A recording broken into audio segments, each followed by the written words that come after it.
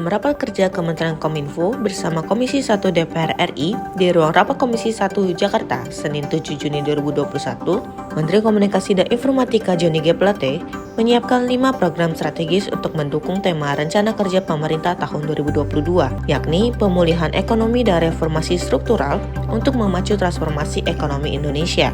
Menurutnya, Kementerian Kominfo secara khusus menyiapkan 5 program untuk mendukung 3 prioritas pembangunan nasional. Dalam pelaksanaan RKP 2022, Kementerian Kominfo mengimplementasikan yang berhubungan dengan pengembangan sumber daya manusia, infrastruktur TIK, ekonomi, serta pelayanan publik.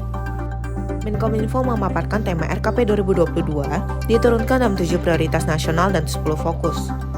Menurut Menteri Johnny, Kementerian Kominfo mendukung 3 dari 7 prioritas nasional tersebut, antara lain prioritas nasional 3 yaitu meningkatkan sumber daya manusia berkualitas dan berdaya saing.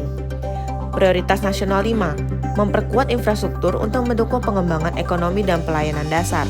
Serta prioritas nasional 7, yaitu memperkuat stabilitas Polhukan-HAM dan transformasi pelayanan publik.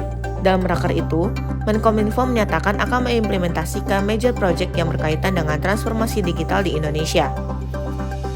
Kementerian Kominfo sebagai sektor atau leading sektor yang berhubungan dengan isu transformasi digital melaksanakan implementasi proyek atau major project transformasi digital untuk meningkatkan pemerataan dan kualitas layanan digital di Indonesia.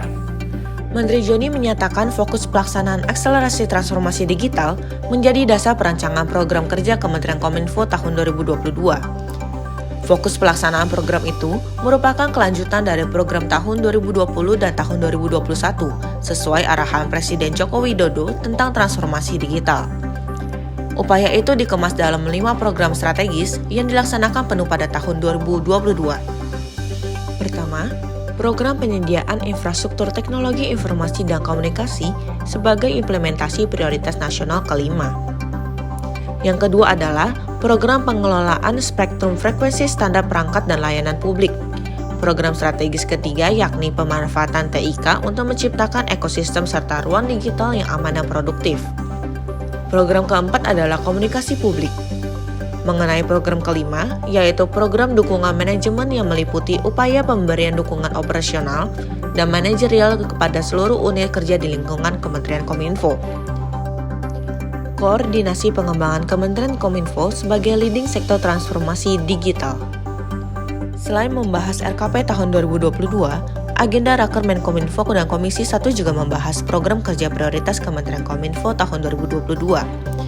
Realisasi anggaran Kementerian Kominfo tahun 2017 sampai dengan 2022 dan prognosis tahun 2021, penerimaan negara bukan pajak sektor Kominfo, pagu indikatif Kementerian Kominfo tahun 2022, dan pagu indikatif kuasi publik tahun 2022.